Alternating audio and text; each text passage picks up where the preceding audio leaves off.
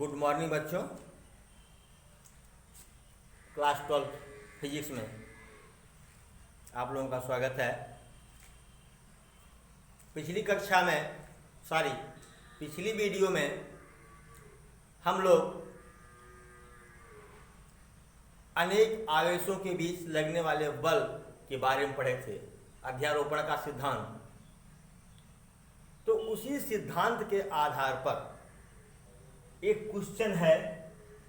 यह question NCERT exemplar का है। ये क्वेश्चन है आपका कि तीन आवेशों Q1, Q2, Q3 पर विचार कीजिए, जिसमें प्रत्येक का परिमाण Q है तथा L भुजा वाले त्रिभुज, मतलब त्रिभुज समबाहु है, सबकी भुजा की लंबाई L है। L भुजा वाले त्रिभुज के तीनों शीर्षों पर स्थित है। त्रिभुज के केंद्रक पर, केंद्रक क्या होता है? जहां त्रिभुज के कोणार्धक मध्यिकाएं, त्रिभुज की मध्यिकाएं जहां काटती हैं उसी को हम केंद्रक कहते हैं। त्रिभुज के केंद्रक पर स्थित आवेश Q ब्रैकेट में है, जो स्मॉल q का सजाती है। मतलब अगर स्मॉल q प्लस है तो यह भी प्लस है, यह माइनस है तो यह भी माइनस है। अगर यह पॉजिटिव है तो यह भी पॉजिटिव है, यह भी नेगेटिव है तो यह भी नेगेटिव चार्ज है। ठीक है। पर कितना बल कार्य कर रहा है, तो आइए समझते हैं हम। ABC एक समबाहु त्रिभुज है, जिसकी प्रत्येक भुजा की लंबाई स्मॉल l है। एक बात और बताना चाहूंगा, आप लोग क्लास 10th में पढ़े हैं, समबाहु त्रिभुज की मध्यिका, शीर्ष, लंब, कोणार्धक तीनों एक ही होते हैं, एक ही लाइन होती है। क्या? मध्यिका, शीर्ष, लंब। जो मध्यिका है वही शीर्ष लंब भी होगी, वही कोणार्धक भी होगा। ठीक। और एक बात ध्यान दीजिएगा कि त्रिभुज की मध्यिकाएं एक दूसरे को 2:3 के अनुपात में काटती हैं। याद होगा? नहीं याद है तो सुन लिए, याद कर लीजिए। तो बेटा यहां पर एक Q1 बराबर Q आवेश है, यहां पर Q2 बराबर Q आवेश है, यहां पर Q3 बराबर Q आवेश है। इसके केंद्रक पर एक आवेश है, वो कैपिटल Q है। ठीक है। अब इसके बीच केंद्रक O है। केंद्रक क्या है? O। इसके बीच की दूरी BO, इसके बीच की दूरी CO, इसके बीच की दूरी AO। यानी हमको BO, CO, AO ज्ञात करना है। समबाहु त्रिभुज है, तीनों बराबर होंगे, इसलिए कोई एक निकाल लें, AO निकाल लें। ठीक है। ये शीर्ष लंब हो गया, यहां पर 90 अंश का कोण बनाया, 90 अंश का कोण बनाया ना शीर्ष लंब। और यह भी जानते हैं कि त्रिभुज का प्रत्येक अंतः कोण कितना होता है? 60 अंश। कितना होता है? 60 अंश। तो जरा त्रिभुज ABD में देखिए, ABD में साइन 60 बराबर लंब बटे कर्ण। लंब बटे कर्ण तो क्या हो गया? AD बटे कर्ण कितना है? L है। AD बराबर L साइन 60। साइन 60 का मान कितना होता है? √3/2। ठीक है, कितना आ गया? AO कितना होगा? AD का 2/3। AO बराबर 2/3 AD। तो √3/2 में L में कितने को गुणा कर दिए? 2/3 का। तो 2 से 2 कट गया, √3 से काटेंगे नीचे क्या आ जाएगा? √3 आएगा।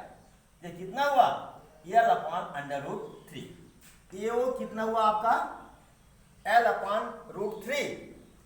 तो AO बराबर BO बराबर CO बराबर L अपॉन अंडर रूट 3। अब हमें कैपिटल Q और Q1, Q2, Q3 के बीच की दूरी ज्ञात हो गई। अब कूलॉम्स लॉ से अब हम लोग बल भी ज्ञात कर सकते हैं। देखो, मान लीजिए यह भी पॉजिटिव है, Q भी और कैपिटल Q भी पॉजिटिव है, दोनों में प्रतिकर्षण बल कार्य करेगा। कौन सा कार्य? प्रतिकर्षण।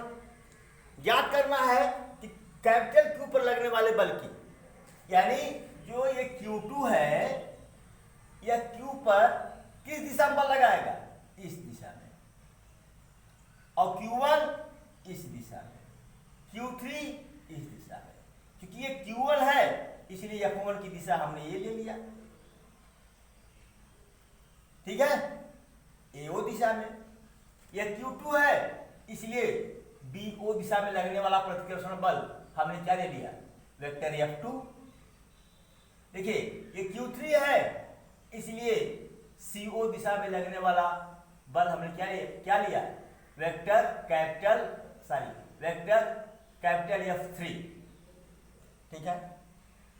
अब हम F1, F2, F3 ज्ञात करेंगे। F1 क्या होगा? 1/4 pi epsilon not Q1 Q2। तो Q1 है ये और Q2 है capital Q upon R square. R कितना है? AO कितना है? L upon under root 3। तो under root L upon under root 3 का स्क्वायर। अब Q1 का परिमाण कितना है? Q 1/4 pi epsilon not Q capital Q upon L square. भाई इसका स्क्वायर करेंगे 3 हो जाएगा, 3 चला जाएगा ऊपर, कैपिटल 3 का स्क्वायर 3 कहां चला जाएगा? ऊपर, इतना आ गया। दिशा क्या है? AO दिशा, ठीक है। इसी प्रकार से जब हम F2 निकालेंगे तो क्या आएगा? यहां Q1 है तो यहां Q2 हो जाएगा, बस बाकी वही रहेगा। फिर Q2 कितना हो गया? Q 1/4 pi epsilon not small q capital Q upon L square. किस दिशा में? BO दिशा में। फिर इसी प्रकार से F3 भी इतना ही आएगा, F3 भी इतना ही आएगा। भाई तीनों को मान बराबर क्यों नहीं होंगे? क्योंकि परिमाण तो बराबर है, यह भी Q, यह भी कैपिटल Q, यह भी Q, यह भी Q, यह भी Q, यह भी Q। परिमाण तो सबके बराबर आएंगे, F1, F2, F3 के, केवल दिशाएं अलग अलग होंगी। आइए देखते हैं, इधर तो आपका F1 है साहब, ये F2 है, ये F3 है ना। इसका परिणामी क्या होगा? F डैश OA दिशा में होगा। बलों के समांतर चतुर्भुज के नियम से परिणामी बल F2 और F3 का परिणामी बल F डैश क्या होगा? F1 square plus F2 square plus 2 F1 F2 cos 120 अंश। ध्यान दीजिएगा, यह कोण कितना है? 120 अंश। यह कोण कितना है? 120 अंश। यह कोण कितना है? 120 अंश। 120 360। तो ज्यादा समय न लगे इसलिए मैं पहले उतार लिया था इसको। अब 1/4 पाई एप्सिलॉन, जब यह 4 का स्क्वायर करेंगे तो 1/4 पाई एप्सिलॉन का स्क्वायर सब में होगा, और जब कहानी से बाहर निकालेंगे तो 1/4 पाई एप्सिलॉन नॉट बाहर आएगा। अब ये क्या होगा? इसका square 9Q square upon L power 4, यह भी उतना। cos 120 अंश का मान कितना होता है? -1, इसीलिए यह माइनस हो जाएगा, और ये दोनों क्या होंगे? कट जाएंगे। तब इतना आया, इसका वर्गमूल क्या हुआ? 3Q upon L square. ध्यान दीजिएगा, इन दोनों का F2 और F3 का परिणामी भी कितना आया? वही उतना जितना F1 F2 F3 का था, केवल दिशा में परिवर्तन है। OA दिशा में, सॉरी ए दिशा में हो गया। अब देखो F1 F2, F1 की दिशा है AO और F डैश की दिशा क्या है, F डैश की दिशा क्या है OA।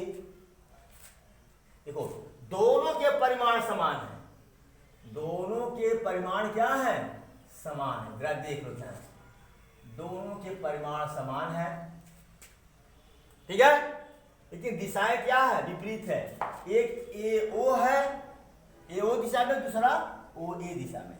यहां पर हमने लिख दिया F1 वेक्टर F1 व वेक्टर F डैश की दिशाएं विपरीत व परिमाण समान है।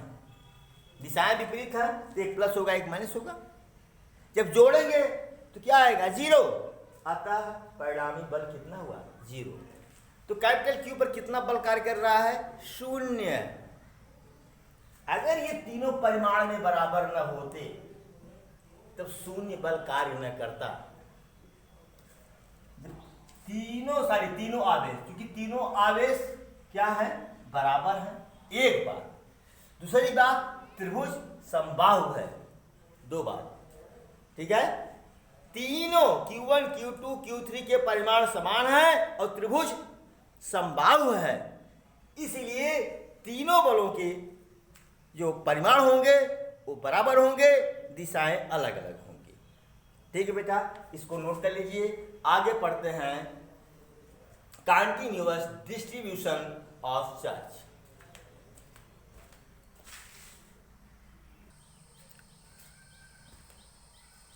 अब हम पढ़ते हैं कंटीन्यूअस चार्ज डिस्ट्रीब्यूशन।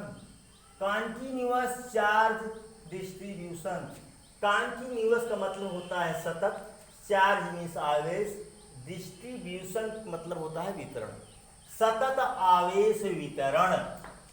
सतत आवेश वितरण क्या है, पहले समझिए।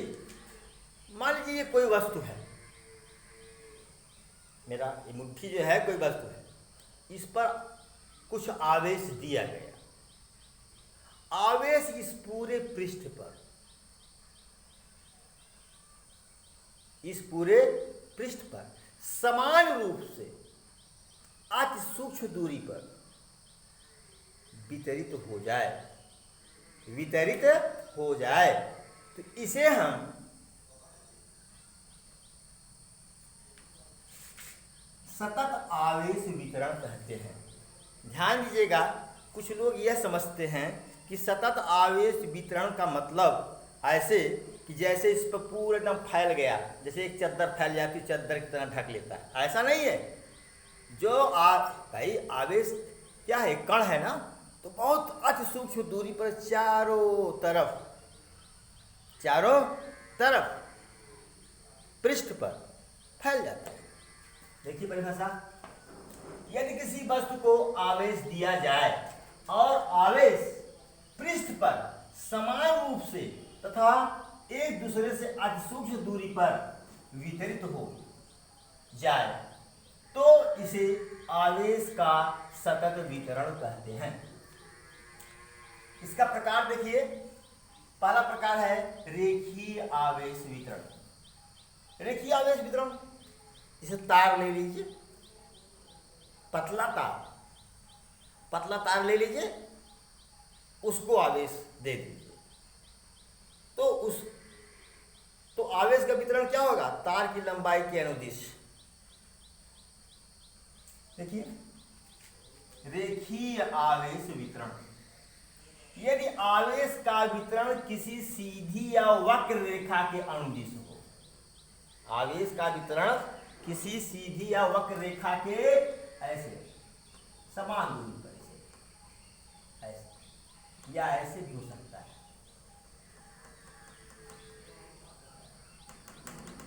ऐसे, ठीक है।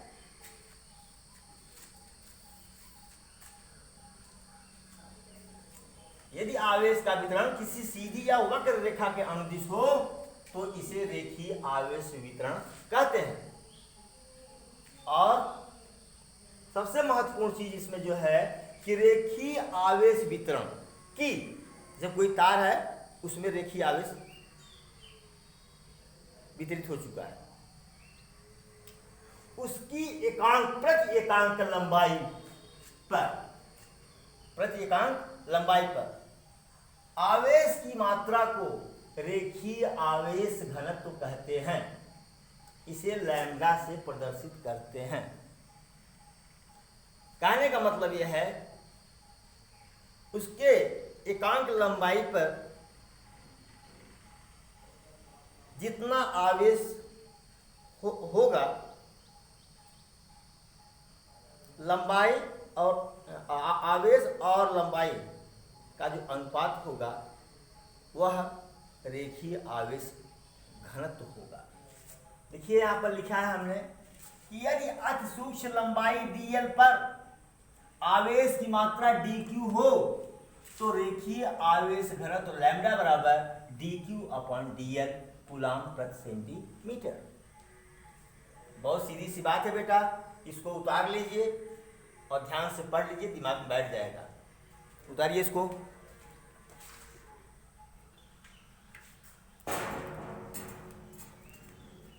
अब देखते हैं पृष्ठीय आवेश वितरण। पृष्ठीय आवेश वितरण क्या है, जो पहले समझाया था। कोई वस्तु ले लिया है, चाकू है, समझ लो, चाक तो नहीं लेंगे यहां पर, मानते हैं ये कॉपी है, इसको Q कूलाम आवेश दिया गया, मान लिया यह Q कूलाम आवेश इसके पृष्ठ पर यहाँ यहाँ यहाँ यहाँ इधर पृष्ठ पर समान रूप से अति सूक्ष्म दूरी पर वितरित हो जाए तो इसे हम क्या कहते हैं, पृष्ठीय आवेश वितरण।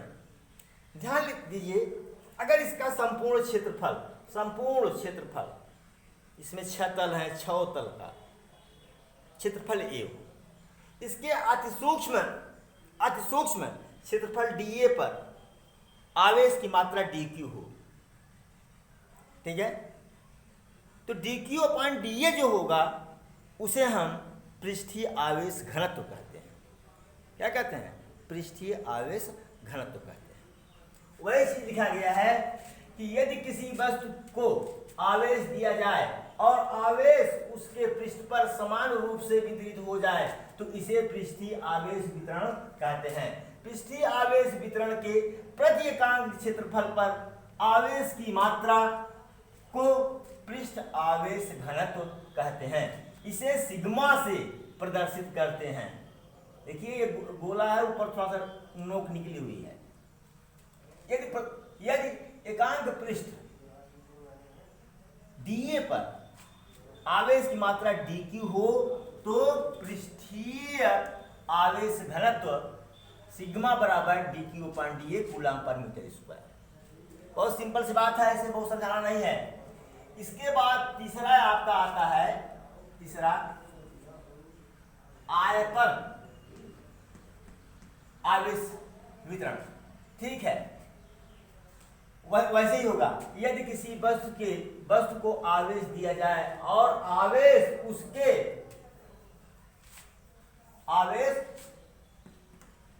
उसके पूरे आयतन में समान रूप से, पूरे आयतन में जितना अंदर तक वितरित हो जाए तो इसे आयतन, जहां पृष्ठीय हटा दो, आयतन आवेश वितरण कहते हैं। फिर पृष्ठीय हटाओ, आयतन आवेश वितरण के प्रति एकांक क्षेत्रफल हटा दो, आयतन पर आवेश की मात्रा को आयतन आवेश घनत्व कहते हैं। क्या, आयतन आवेश घनत्व कहते हैं। इसे रो से, ध्यान दीजिएगा, कक्षा 10 में विशिष्ट प्रतिरोध को भी रो से प्रदर्शित किए थे, रो से प्रदर्शित करते हैं। यदि एकांक आयतन V for volume, A for area पर आवेश की मात्रा dq हो तो आयतन आवेश घनत्व रो बराबर dv upon dq upon dv coulomb प्रति मीटर क्यूब हो गया। भाई आयतन का यूनिट क्या है? Metre cube. समझ गए होंगे इसको। जैसे रेखीय आवेश वितरण है वैसे ही पृष्ठीय आवेश वितरण है, वैसे ही आयतन आवेश वितरण है। केवल कुछ शब्दों को आपको बदलना है। ठीक है, इसको नोट कर लीजिए। फिर अगले वीडियो में नए टॉपिक के साथ मिलेंगे। धन्यवाद।